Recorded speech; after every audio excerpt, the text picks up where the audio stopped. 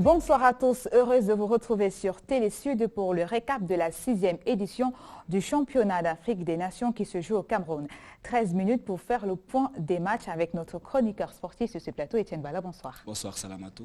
Et pour nous accompagner, Grégoire Atangana, il est entraîneur de football d'élite et notre invité. Bonsoir. Bonsoir Salamatou.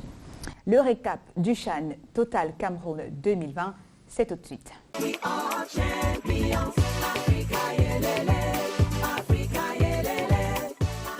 Et on démarre avec les statistiques de la première journée de cette compétition avec Etienne Bala. Avec 8 matchs livrés à la première journée des matchs de poule, 8 matchs pour 9 buts dans l'ensemble des rencontres qui sont jouées entre Yaoundé, Douala et bien sûr Limbé.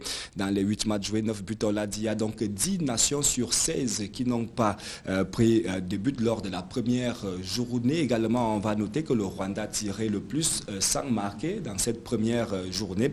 Également, le Maroc qui a plus de possession, 68% de balles, donc de possession de balles dans son camp. C'est pratiquement le Maroc qui est d'ailleurs détenteur du titre. La Guinée-Conakry, équipe la plus prolifique. On sait que dans sa première sortie, la Guinée-Conakry a marqué 3 buts. 3 buts du côté de Limbé. Et puis le Cameroun qui a tenté le plus de tirs. On parle de 29 tirs et puis 5 tirs réussis. Et également, on va revenir à il fallait ajouter les matchs d'hier qui se sont déroulés dans la poule A. Dans le cadre de la deuxième journée, on va remarquer qu'on a enregistré 6 buts.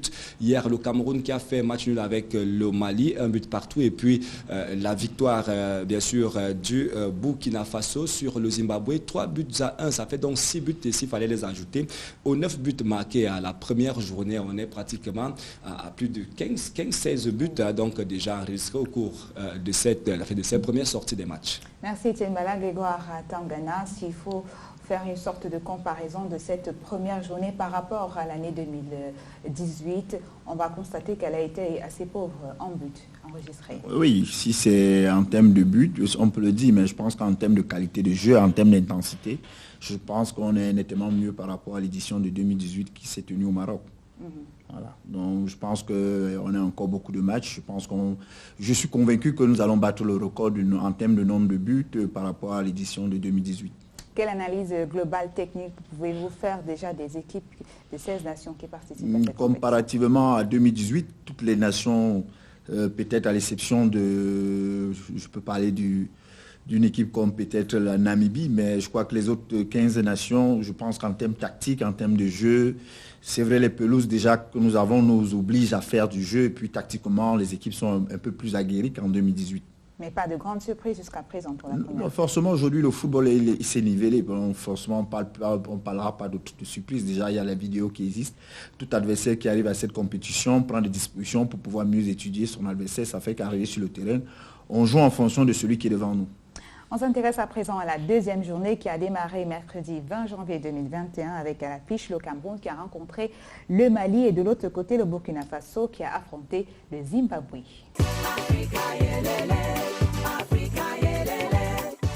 On revoit les temps forts avec ce shoot de Manicré dès l'entrée de jeu. Largement au-dessus des buts gardés par Djidji Diarra et ce coup franc d'Mpélé qui tombe sur la tête de Banga qui ouvre le score à la 6e minute. Poteau puis but camerounais. Les choses s'annonçaient plutôt bien pour les Camerounais. On était à la 6e minute. Lorsque ce diable de Essia Kasamae ramène les deux équipes à égalité grâce à ce superbe coup franc à la 13e minute. Achou ne peut que constater les dégâts.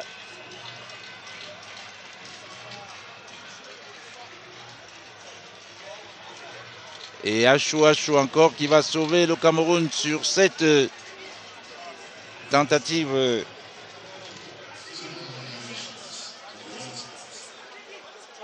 par 2 fois sur cette tentative malienne avant que ne survienne la mi-temps. Et en deuxième mi-temps, les Maliens ont fait mal aux Camerounais, mais là c'est le poteau sur ce faux centre de Moussa Diallo. C'est le poteau qui sauve les Camerounais. Là aussi, les Camerounais trouve le coin de la barre. Et sur ce contre, bien mené.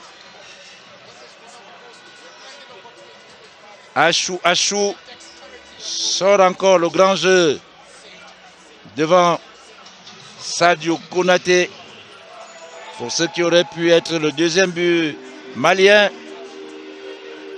Et là, c'est Angulo sur la ligne de but. Et que Moussa Koné n'a pu rabattre ce ballon au fond des filets.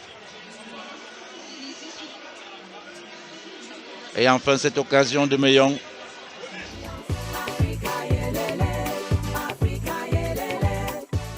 Un but partout, Cameroun-Mali, c'est le score final de cette rencontre au stade Omnisport Amadou Ahidjo de Yaoundé. Grégoire Atangana, lorsqu'on regarde cette rencontre, elle a été plutôt laborieuse pour les deux équipes.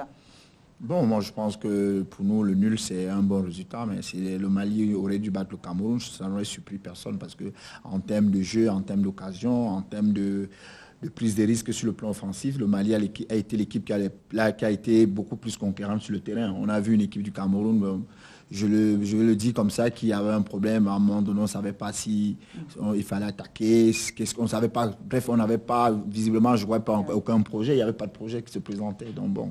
Et en face, on avait le Mali. Mais Dieu merci, on a eu Achou Kerido qui était dans les buts. Et puis bon, on peut être content de ces 1 point et puis préparer tranquillement le Burkina Faso. Et qu'est-ce qui a manqué? Est-ce que c'est la technique des joueurs? Est-ce que c'est le placement des joueurs par le coach? Qu'est-ce qui a manqué? Moi, je pense que, logiquement, nous avons suivi cette équipe avant le début de la compétition. On a vu, par exemple, au Pré-Chan, le coach a aligné 3 équipes. Forcément, ce n'est pas le jour de la compétition que les automatismes vont se mettre en place rapidement. Donc, je pense que si nous avons la chance de continuer cette compétition, arriver au niveau des quarts de finale, je pense que là, on aura au moins 3 matchs où pratiquement on a retrouvé 80 à 85% du même effectif qui est en train de jouer les matchs. Je pense que là, à ce niveau, on aura un peu d'atomes crochus, on pourra retrouver certaines phases de jeu. Jusqu'à présent, on sent qu'il n'y a pas de complicité dans notre équipe. Etienne Bala, vous avez suivi justement cette rencontre à côté des supporters, mais hors des gradins. Hors des gradins, on a parcouru quelques villages Chan à Yaoundé, le village Espace Chal à Tangana, qui a accueilli beaucoup de monde de ce côté avec des anciens lions indomptables, hein, il faut le dire, ancienne génération 90-72 qui se retrouvent chaque soir de ce côté.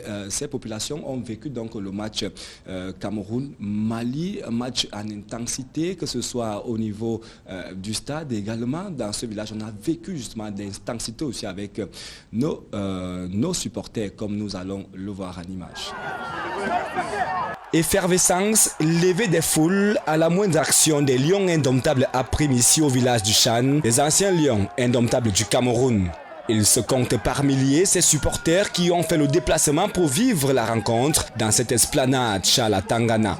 Des buts enregistrés à la première mi-temps ne font pas perdre espoir à ces supporters. Je ne m'attendais pas, c'est quand même le Mali, on doit les rosser. Une phase d'observation, la deuxième phase à laquelle nous allons assister sera une phase d'écrasement. Nous avons marqué un but, l'équipe du Mali a égalisé. Nous osons croire que l'entraîneur va pouvoir véritablement reconstituer son équipe. Le pronostic s'est fait à volonté, chaque supporter ici y croit. 2 buts à 1. Les analyses sont également diversifiées sur le plan du jeu observé à la première manche. Un match décisif et c'est la première fois que je viens m'asseoir ici, donc j'espère que je vais porter chance au mieux. Coach, dans une équipe nationale, il faut être responsable de ses actes. Le plan du jeu, il y a beaucoup d'errements. Les joueurs ont une sorte de fragilité, ils perdent facilement le ballon. Il tombe comme s'il manquait de physique. Deuxième mi-temps, on est attentif ici à la moindre action des Lions, accompagné des gestes des supporters, comme ici à la 65e minute, où le Cameroun est passé à côté d'un deuxième but.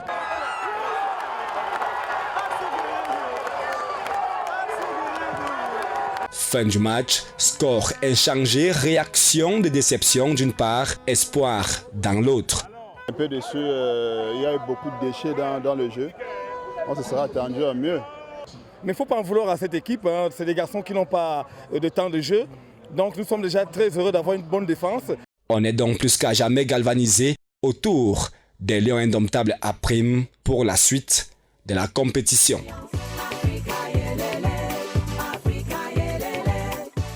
Et puis, la deuxième affiche de la soirée opposait le Burkina Faso au Zimbabwe, 3-1.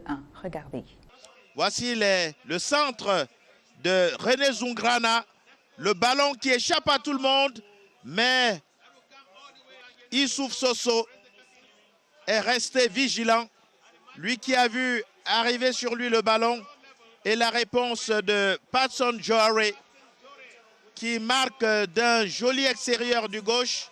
Le centre de Belém qui arrive sur Chimba Braché, qui est le véritable héros qui retarde toutes les actions. Il repousse sur le montant, mais malheureusement, Kiende Breogo a suivi après que le ballon a recoché sur le montant.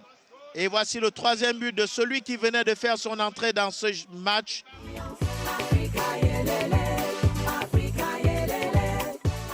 Grégoire Atangana, le Zimbabwe est éliminé précocement. Une surprise lorsqu'on regarde le nombre de participations de ce pays à ce championnat, 5 déjà. Oui, il faut parler de surprise parce qu'ils sont à leur 5e. Comme on le dit toujours, vieillesse n'est pas synonyme de sagesse. Ce n'est pas parce qu'on est là dans une compétition autant de fois qu'on est une équipe de qualité.